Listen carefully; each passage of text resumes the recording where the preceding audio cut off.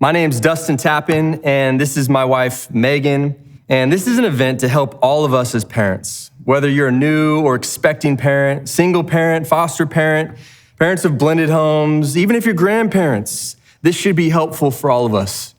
No one feels totally qualified to be a parent. We learn from the wisdom of others, we trust God, and then we hold on for the ride. And for anyone that feels a little inadequate as a parent, and moreover, the same about imparting faith into our kids, you're in good company. Because we all want the same thing, for our kids to not be crazy like we are. Parenting is about preparing rather than perfecting our kids, preparing them to be responsible, productive adults, and preparing them to own their faith beyond our household. We pray this event benefits you as you take on one of the biggest challenges in life, parenting. Time is a tricky thing. When we were young, we had more than we knew what to do with, but as adults, especially once we have kids, it feels like we never have enough. So when it comes to utilizing the time we have with our kids, learning to handle it well is critical. In Deuteronomy 6, Moses receives the 10 Commandments, and he then tells the Israelites what to do with what they just heard. He says this, "Listen, O Israel, the Lord is our God, the Lord alone. And you must love the Lord your God with all your heart, all your soul, all your strength, and you must commit yourselves wholeheartedly to these commands that I'm giving you today. Repeat them again and again to your children. Talk about them when you're at home, when you're on the road, when you're going to bed, and when you're getting up." Now, Moses mentions these 4 specific times in the day when families are to talk about God and his love. Allow me to modernize these for us. We've got morning time, we've got drive time, mealtime, and bedtime. Interestingly, when Moses lays these out thousands of years ago, they still translate into our world today. While it might look different as our kids grow up, we must take advantage of the time we have within the rhythm of our day to talk about what matters most, our faith. So what we're gonna do is we're gonna break down these 4 times and share insight for each of them. And we're gonna start with morning time.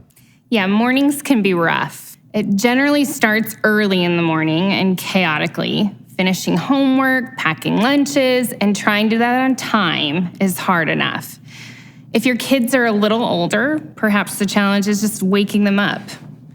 But maybe part of what makes mornings hard is we try to survive rather than invest. If we had a goal, like instilling value and allowing the last words our kids hear before they leave be encouraging and empowering, imagine the confidence they would have as they start their day. So, some of the things that we try to do to make the mornings go smoother, and with a family of 6, it's really difficult, but some of the things that we've learned to do is we try to automate as much as possible to try to put some systems in place that help the mornings go smooth. And a lot of that, it kind of starts on the weekend. It does. Like Sunday, we'll start doing some food prep. We'll just cut up some fruits and veggies, have them in the fridge. We actually have snack bins for our kids where they each have a snack bin, and that's theirs to use whenever they want, right? Mm-hmm. They can use it in lunches. Yeah, we pick what goes in there so we can still decide what they're going to be able to eat. But once those snacks are gone, they're gone for the week, and it's not going to be refilled till next week. So putting the responsibility on them to use it wisely. Yeah. So we fill those up. Another thing that we'll do in the mornings to help breakfast go smoother is that we actually have a certain breakfast they'll eat on each day. And you can imagine 4 kids all wanting to eat something different and the mess that they make trying to do that. Yeah, So we had a run for a while where our daughter wanted to make omelets. Every morning she wanted to learn how to make omelets, and she was even trying to flip the omelet. And she would work really hard and get all the ingredients out, and then she'd be late for the bus and leave it there. Yeah. And it was nasty. Yeah, so we've changed that up now. To make it easy, we said every day, every Monday, y'all are having bagels. Every Tuesday, we're doing cereal. Every Wednesday, everyone's gonna do fruit and yogurt, and so on. And it just eliminates that mess and that extra added stress between parents and their children on a school morning. Yeah. So, there's some things that we do that we really create some systems and structure, but then there's also just space for them to try to grow in their responsibility and autonomy. I mean, there's a good 20 to 30 minutes where one of us isn't home at the house. And so Faith, our teenage daughter, she needs to help lead the younger two. And in that, we want them to develop their responsibility and autonomy, that sort of thing. The big reason why we do that and have some of those things that are automated and routine is so that there's margin for the unexpected. Like every morning, there's something unexpected that happens. Of the 4 kids, somebody's not feeling 100%. Somebody's got a tummy ache or a headache or having a bad hair day. having a bad hair day. And if we know that other things are already automatic and in place, that they're not having to make decisions or use that mental energy on what they're going to have for breakfast or what clothes they're going to wear, and we're not having to be a part of making those decisions, then we have the margin to be able to engage when somebody's just not feeling very good. They need a little bit of help. And what matters to them matters to us because we love them and we want what's best for them. So we're going to be praying for them, for their nerves as they go to school about that test, or praying for them to have the right words to say to that friend when they see them to help mend that relationship. I think one of the payoffs that we're hoping down the road is that that the consistency of speaking positive words, praying over them, sharing scripture, just sharing encouragement, that they'll remember that. I mean, there's mornings where it's a fight and it's ugly and I don't feel good about the way the morning went. But we hope that the consistency is what they'll remember, that we're here to cheer them on. We're here to support them. We're trying to listen and trying to figure out how to set them up for success. That there's things that mom does in the morning so that they don't have to. She's making the lunches and double checking the backpacks and doing these things because, I mean, they're kids. Like, they're going to forget stuff. They're going to be messy. And so we want them to build responsibility, but ultimately we want them to know that we were there helping them, filling in the gaps, helping them with their shortcomings all along the way. And each day is a new day for them. And so whatever happened yesterday, they can put that behind them and know that each day is a gift from God and they can use that to share with others. And something else that we're trying to set the tone for in the home is that if they can leave here feeling encouraged and positive and optimistic, because it's a new day, it's a fresh start, that if they can go pass that along to someone else, to one of their friends, one of their teachers, start to learn that habit so that someday in the workforce, they feel that same way about their coworkers, that they just, wherever they go, they know that first thing in the morning, it's a new day, it's a fresh start. Mondays don't have to be a drag, but you can actually go in and have a positive perspective on Monday and realize all things are new. Let's have some fun. Let's make some memories and let's make a difference. Because the tone that we set, they're going to feel it. Oh yeah, they feed off us like crazy. They do. If we come down in a bad mood and bickering with each other about maybe something else that happened, they can sense that and feel that. Yeah. So we just try to be as honest as we can, set ourselves up for success so that we can set the kids up for success. In the end, we want our kids to know that we're their biggest fans. absolutely. Like, we're here to root them on, to cheer for them. That the things that are on their mind are the things that are on our mind, like you said. That we're there for them because we know that when they leave our home, they're going out as ambassadors to the Rice family and, more importantly, ambassadors to Christ. On the weekends, they hear about how to share God's love with others and how to exercise patience and love and joy and kindness to others. And we want to set them up the best we can for that. And so in the morning, that's ultimately our goal. Whether or not we hit it every morning. Absolutely. Ask them to show joy to someone else this that's day. something you say often. Yeah. Who are you going to show joy to? Yeah. Who are you going to show Christ's love to while you're at school today? Because ultimately we want them to go out and when they hit that bus stop, when they get on the bus, we want them thinking, hey, I'm here to represent Jesus, to be a Christ-centered difference maker.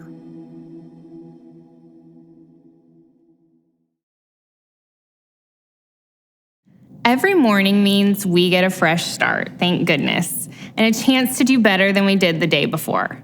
So let's talk about some practical ways that we can make this happen. We need to show our kids that we care about what's going on in their day, even if we don't.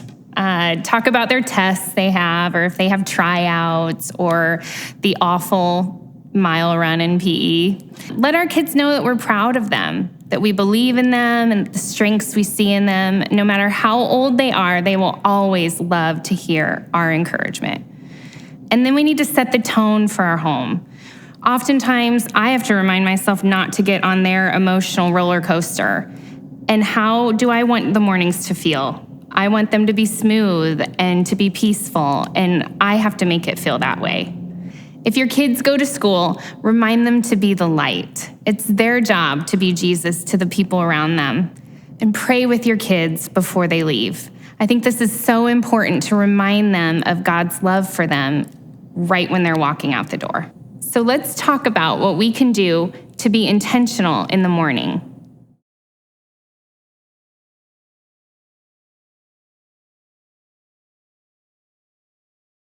For a lot of us, drive time can be a necessary evil we endure before arriving at our destination. You ever feel like you are your kid's personal Uber, only you don't get paid? Drive time is an opportunity when we can infuse meaning into the everyday moments with our kids. When you think about it, time in the car is packed full of potential. You are literally stuck in the same space with your kids as you drive from point A to point B. But this doesn't have to be a death sentence. In fact, if you turn down the radio, turn off the DVD player, and have your kids mute their phone or device, this can be precious time to connect with your family. You might like it so much you even go on road trips without entertainment. Just kidding. That's crazy talk. Here's a family that leverages drive time. Our lives are crazy. Our schedules are nuts. We both work. We have 3 incredible kids. Our oldest, Skylar, she's in 5th grade, and she's part of cross country, soccer. She volunteers at worship at church, and of course she has school. And she's also part of band. And last week she actually asked me, "Hey, can I be part of drama club?" And I was like, absolutely not. It's just too much. It's just too much. And I know in the morning, you have Hudson, you take him to work. Grocery shopping and errands, and he's 2, so he's pretty much attached at my hip. Then we have Mason, who's 6. He's in 1st grade.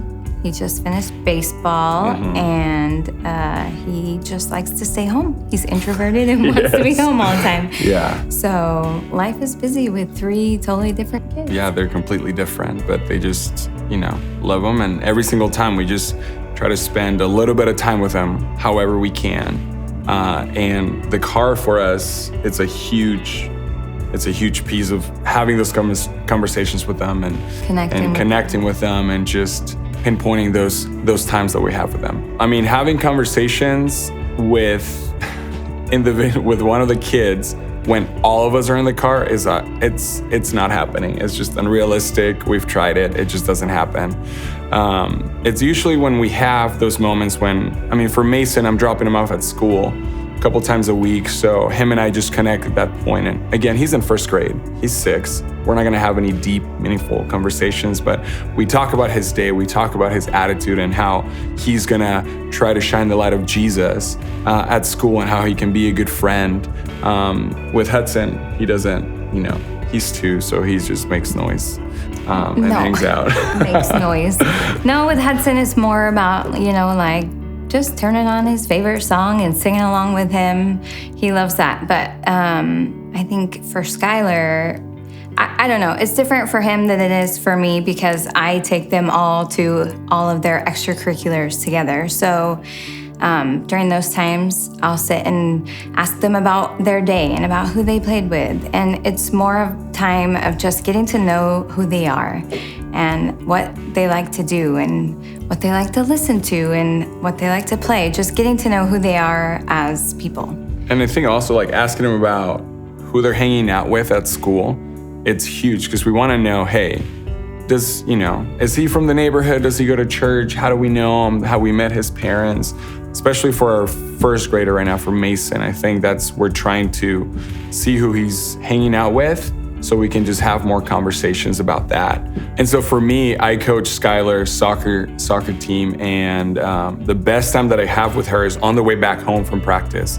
And we just, we talk about friends, we talk about church, we talk about soccer, of course. And actually, a couple weeks ago, her and I went on a date and we went to a play in downtown Phoenix. And we talked about friendship. We talked about where she wanted to go to college. We talked about all kinds of things. And again, it's just those moments that we're just able to have when they're just in the car and they're not distracted by anything. Music's not playing. It's just normal conversation that, just have to be intentional with them. I mean, sometimes they're just not in the mood to talk, or they had a rough day, or...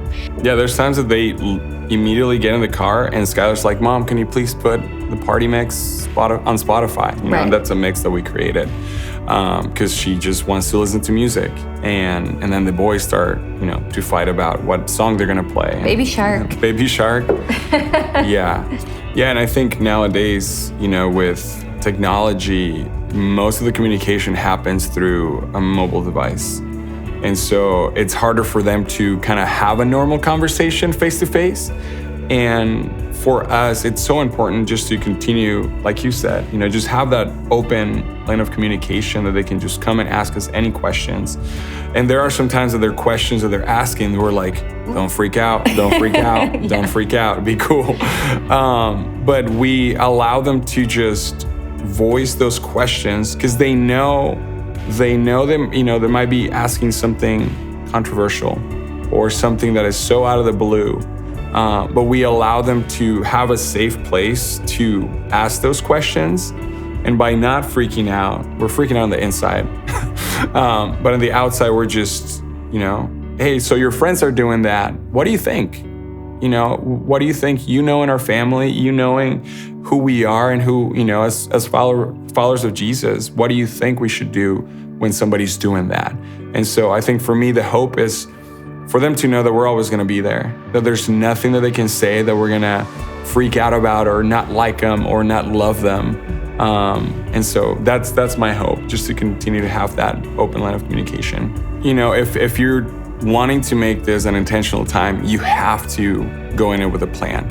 You can't be in the car and then immediately think, oh, I should have a conversation with my kids. Before you get in the car, even before that you're gonna have this time with them, just, hey, what can I ask? How is their day going? How's their week going? And try to make those connection points. Because if you're in the car, everything is chaos, and then you try to have a conversation with them, you're not gonna go anywhere. And everybody's gonna be upset. And so it's just gonna be a wasted time. Yeah. And I know for us, I want to be the one having those conversations with my kids. I don't want anybody else having those conversations with them. I want to be the one with the influence.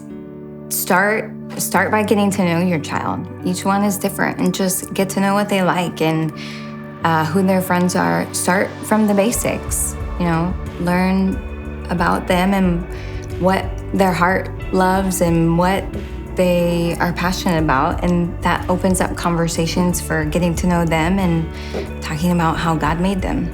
Something too, don't be afraid of not having a solid conversation.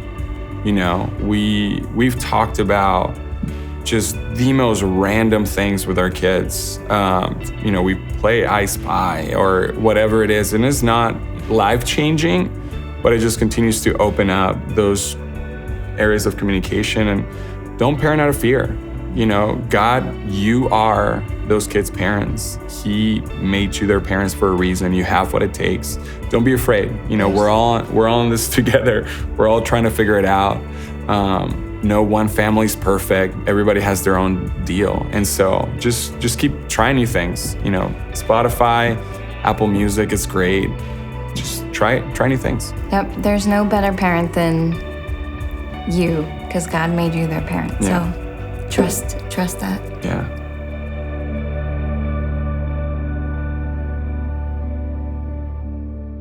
In the midst of all the running back and forth, they have found a way to make the most of drive time. Drive time can be the most productive conversationally of all the 4 times.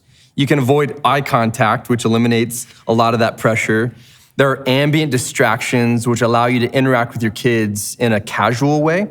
And if they start getting attitudinal, you can brake check them, The goal here is to enter their world, Talk about the stuff they love, the songs on the radio, the movies they want to see, the things that pique their interests. And that way it puts your kids in the driver's seat figuratively, because they will sense our focus is on them. And let's be honest, there are times when the TV, computer, video game, it just distracts us from real connection. If you start to establish that family time in the car equals conversation time, they'll start to catch on, and I think they'll provide you with some seriously important insight into who they are.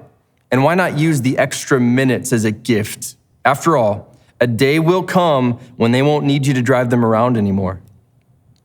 To make the most of this time, learn to ask good questions. Here's a couple.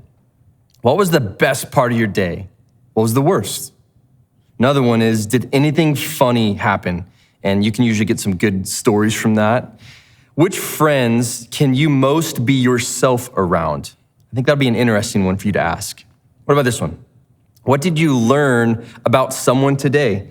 We ask this question of our kids because we want them to always be looking for information from other people and kind of take their eyes off of just themselves, which is quite a struggle. As important as your initial question is to get them talking, your follow-up is even more important because it shows that you're listening. Remember, this is a time to connect, not just work through a checklist. If you've got young kids, preschoolers, just keep it simple. When the kids are younger, you can ask about their favorite colors. You can ask them to make animal noises in the car, which they probably do anyways. You can talk about food and games. And on a regular basis, you can just interact with them kind of like in their own way. Make a game out of looking for cars that is the color they love. You can have them spy like fire trucks, which they always will love. And you can make a game out of the songs that you're selecting and see if you can even sing along with them. For some of us, it's a win just turning off the tablet and turning down the sports radio, which is a personal struggle for myself. Even if magic doesn't happen in drive time every single time, at least give it the space for it to happen. I think what you'll find is that over time, some of the best conversations happen in the car. So what are some of the best ways you've used the time in the car to connect with your kids?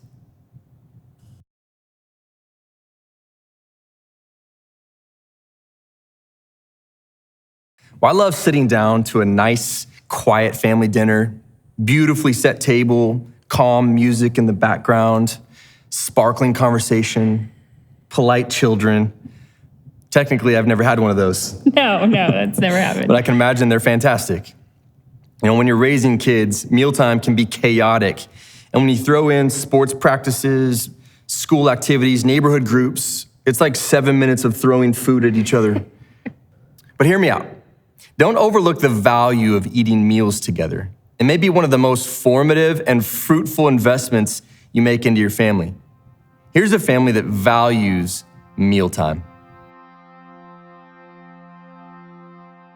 Yeah, well, life's been busy and exciting, always going through new seasons. Cindy and I have been married for 32 years, and I have 4 kids. We have We have 4 kids, 25, 23, 21, and almost 19. And our oldest 2 are married, so we actually say sometimes we have 6 kids because we absolutely love their spouses, and that's pretty much our where we're at today. Our life is so different now. It's only been a few weeks, and we are next seasoners is what we're calling it, not empty nesters. All 4 of our kids are out of state. And so the 2 marrieds are back east. We have 1 in Texas and 1 in Utah. Yeah, when we had kids in high school and some kids enter into college, obviously you're going through different schedules and a lot of activities with sports and school and different things. And so it was just a constant adjustment and always considering what do we need to do to stay intentionally connected to them. And that's really where, for us, for the last 26 years of being parents, we've really used that dinner table as that really main point of connection, because no matter how busy the schedules were, we made a decision years ago to say, gosh, if we have to feed the younger ones earlier, that's great, but when the older ones get home, we're all gonna huddle around the table and have some time to talk and tell stories and just get everybody connected. we really always had this deal with the kids, like you could bring anybody home you wanted for dinner. And the reason why we did that was because we felt like if they could have their friends here, even on school nights, that required us to be more flexible, but yet it made them want to be at the dinner table. They wanted to hang out at the dinner table. So depending on what the schedule was, we just had to be flexible, say, hey, some nights we're gonna eat at 6 and some nights at 7. And I think that's true for a lot of parents because they have busy schedules and they're working, but somehow, some way everybody's gonna eat, and the best way to get connected is for sure at the table. And a lot of conversations went with that. Yeah, so I would always start them off by saying, what were the highlights of your day? And then everybody would go around the table and talk about the highlights of their day. And if they had something that they were struggling with, then everybody would jump in and give them advice or support or encouragement on how to handle something. Then we would talk about how did you see God today? And for when they were younger, it was be like, oh, I was feeling kind of sad at lunch because no one was playing with me, and I saw a butterfly, so I guess that was God. They would see things differently. So even through college, they would say, I love how you did that, because I still look at every day and say, I analyze my day and say, how did I see God today? And then we would say, how did you make a difference for someone today? Whether is that picking up a pencil for someone? Is it smiling at someone, saying hello to someone? And so everybody would do that. And our dinner time would last from an hour to 2 hours. We'd be sitting at the table, and it was awesome. They would laugh, and it was a great time to teach values as we discussed different real life situations with them. Yeah, I think at the dinner table too, it allowed us to really be intentional about the values that we wanted to really instill into our kids. Some of those things, as simple as it may seem, is having an open door to be able to take anybody in for a meal and sit down and have just that time of sharing and building relationships. I also think for us, it's when we really talked a lot about like the things we believed in. And so Cindy would often say, hey, tell the kids like a story at work. Well, many times I was trying to use a story or something happened at work, a good day or bad day, where I talked about, I need to pray about this because this is going on, in my job, or I need to help somebody who's having a situation. So it allowed us to really bring like faith in a different way to the dinner table and be able to talk about not just about church, but about like real life experiences and how we were relying on God in so many different aspects of our life. And it took time to build. We didn't start out that way, and we've told friends before, whether you're doing dinner together every night or not, you can always start. It's never too late to jump in and make that dinner table your community. That can happen every single day. So it was good. It was really good. Maybe an idea for someone who's just starting, if their kids are a little older or any age actually, you could say it's Taco Tuesday, or we're gonna have ice cream, or we're gonna make sundaes for dessert after dinner, or something that would entice them actually to want to be there and to bring their friends to come over. Because the more that they feel everybody's welcome and it's open and it's great communication and support and encouragement for each person at the table, that will continue to make them want to do it more and more. And I would say it has helped our kids. They are very close. We are, I would say, a close family. They are very close. They would say that their siblings are their best friends, and that all started at the dinner table. Yeah, I think when you're getting started doing this, if it's something new to you, take it in small steps. I mean, if I told you like we have dinners that are an hour or 2 hours long, you can't fathom that. And I think of our schedule with sports teams and everything else going on. Once you just start out, even if it's 30 minutes, a 30-minute dinner or 40-minute dinner or 20, the most important thing is whatever the time is, whatever time you can allot to this dinner time or this table time, just make it engaging. Make sure that you're asking questions and having conversation and listening. And the other thing, we talked a little bit about friends, having friends over, but too, that as a parent, as your kids get older, really gives you a good pulse onto really what's going on in that age group. And it also gives you an opportunity to pour into some kids that maybe things are a little bit challenging for them at that season in their life. So there's just so many dynamics that happen. And so whatever you can give to it, if it's 20 minutes or 5, you got to do it. we've been asking ourselves a lot of questions and experiencing a lot of new things related to what does our role look like now? And we actually feel as much responsibility now as we did when they're in the home to say, what do we need to do to keep pouring into them, although they're not close? What does that communication look like? How intentional can we be to make the most of a holiday? How intentional can we be to communicate by a phone call or a text? And really just knowing that our role now is not to make their decisions, but our role is to be available to help maybe coach them through something or to be really more of an advisor. But we don't feel like our roles have gone away. If anything, we feel like, gosh, we've just got to really step up our game and be there for them in these new seasons of life that they're in. And I think by doing that, we have a chance, obviously, to stay connected. And that's what we definitely want to do. And we look forward to the next season when we eventually become grandparents. So wait for that. I think one of the things is we look back at what happened during this mealtime, it would really probably go to a core belief that we've had inside our home of saying, for me, no matter how tough or how good things are going in work, or for Cindy as a mom and schedules, we've said no matter what, we have to be our best inside our four walls.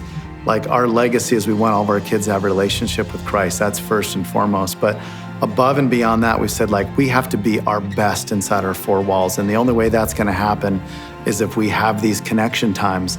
And it's hard to connect in other ways with the schedule. So for us, we want the takeaway to be for them as they become, some of them are married now, but as they all get married and start their families, to know you have to be your best at home. And everything else really has to come second, because that's your legacy, that and your kids knowing the Lord.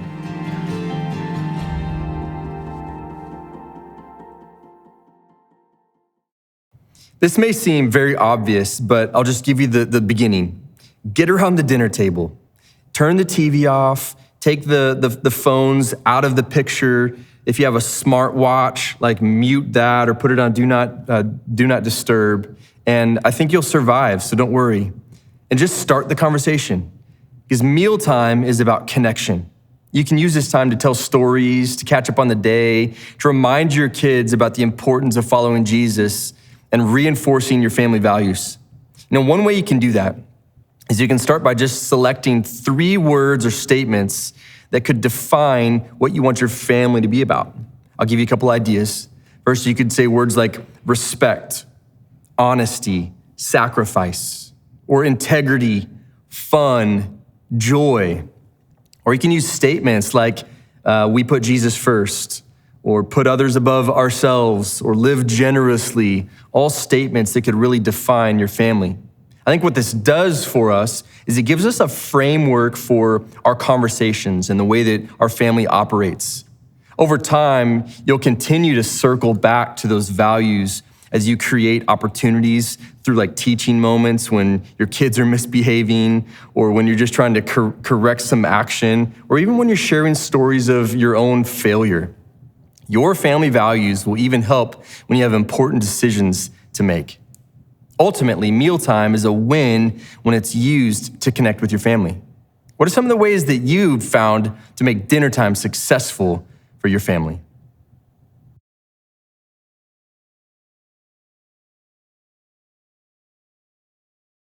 As a church, we want to put you in the driver's seat with spiritual leadership.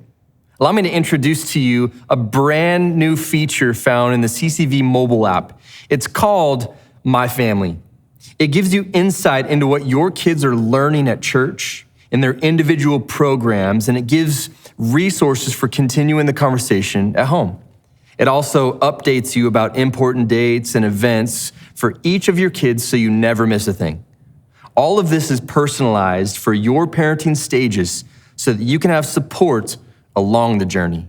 Make sure to download the CCV mobile app so you can access the resources available to you through My Family portion of our app. There are days, many days, when bedtime is the finish line. You're sprinting through baths, stories, songs, prayers, just so you can close the door and wrap up that Netflix that you're binging. I've been there. I happen to think the reason bedtime is so hard is because it happens at bedtime. We're all exhausted and done with each other. And that being said, not every night is going to be magical. But what if we began to think about bedtime a little bit differently?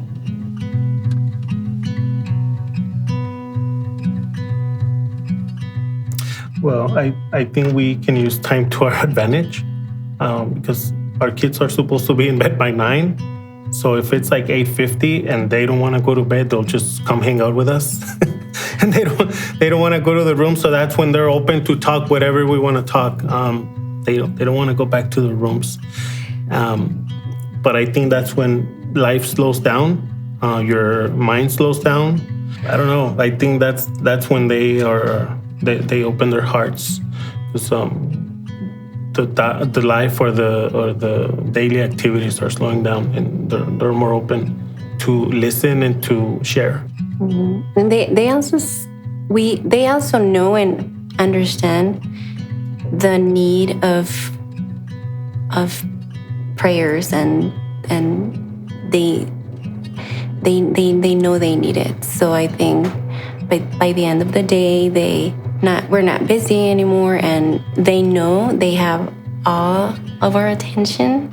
So I think that's when they find that day, that moment. Yeah. We find that moment. Yeah. It would be amazing if they can take that to their kids and their grandkids, that they can be really intentional about spending time with their kids and talking about life and about family and about how prayer can change.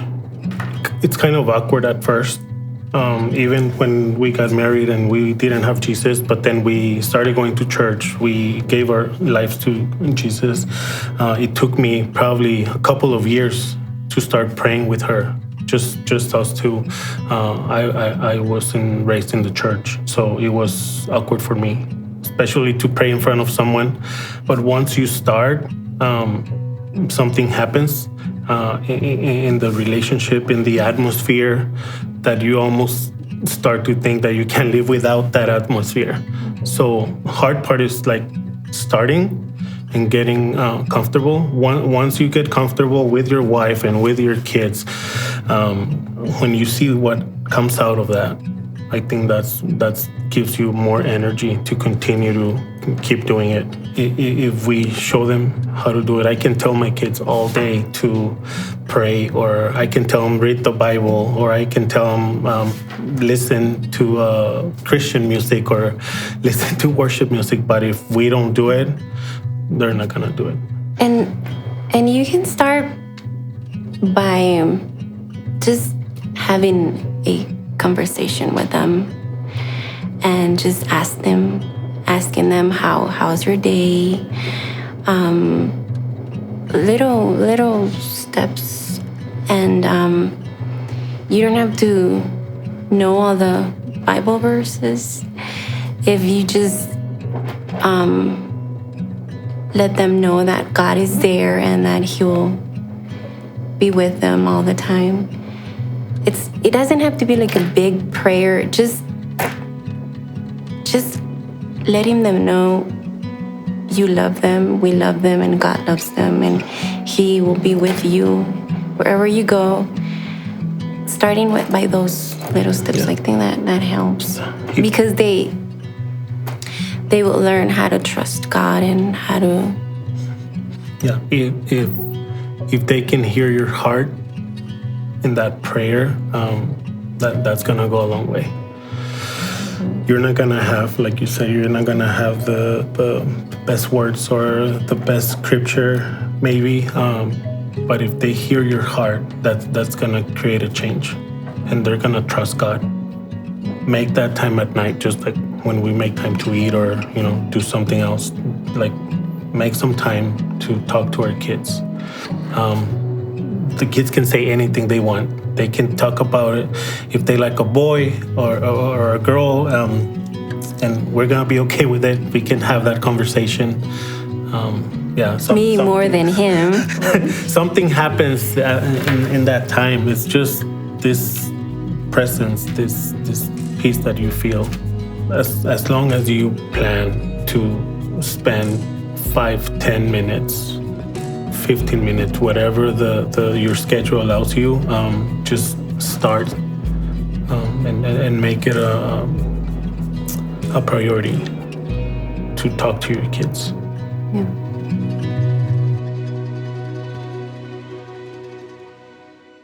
So bedtime is a naturally reflective time. So we have to use it to our advantage. You may get frustrated when you want them to just go to sleep, get out of your hair. But for the first time all day, they're all of a sudden interested in what you have to say and the wisdom you have, and they want to hear stories about your life. Consider this time as an open window. Our kids will give us windows to speak into them. When they're young, the open windows happen pretty regularly, but as they get older, and we're finding this, that they seem to get less frequent. The key is to recognize when windows are open and when they're closed. So we could kneel next to their bed, and that will communicate that we're giving them attention. Laying down with them, they kind of see we're vulnerable and willing to get into conversation with them. If we slow down without rushing off, which I tend to do this a lot, good night, kids, go away, it reminds them that they're important to us and we want to hear from them. Ultimately, our willingness to listen to them is going to provide those open windows that we need as parents to win. We know not every day is going to be a win, and not every time with our kids is going to be fruitful. But when we look for the open windows, bedtime can become one of the best ways to show our kids what we believe and speak truth into them. Let's talk about some ways that we can make bedtime a better time for connection.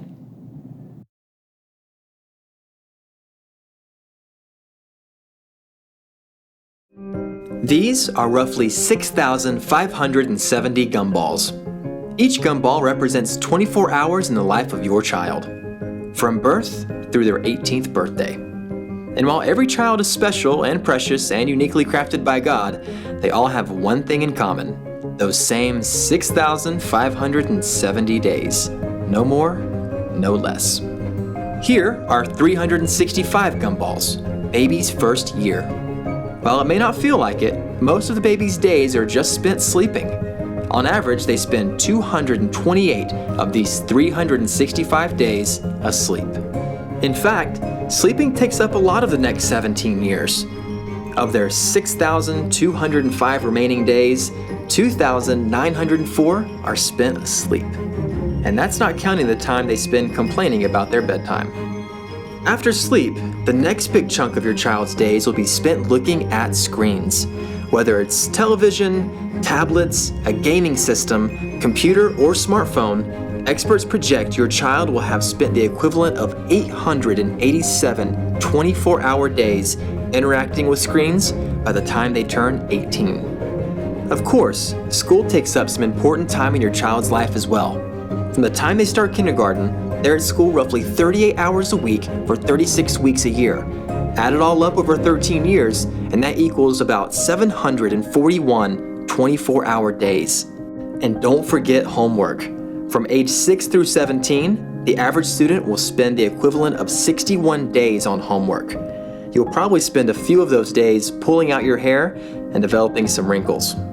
Organized, extracurricular activities like sports teams, music lessons, cheer, art, or karate will take up a good portion of their days. It depends on the kid, but on average, say goodbye to 151 days of childhood and a good chunk of change. And of course, there's time your child will spend just hanging out with their friends. Early on, it's time giggling under blanket forts or riding bikes around the neighborhood. Later, it's time at games and at concerts and late-night fast food drive-thrus. It's times you're not exactly sure where they are or who they're with. If your family attends church regularly, let's say an average of an hour and a half every week from the time your child is born, they will spend the equivalent of only 58 of their days in church. So after we take out all those gumballs, this is what remains. This is the time you have with your child. Time for laughing, playing games, and driving them in the car. Time for vacations, potty training, and answering question after endless question. Time for eating meals and enduring temper tantrums, theirs and yours. So, what are you going to do with this time? How much of it have you already used up?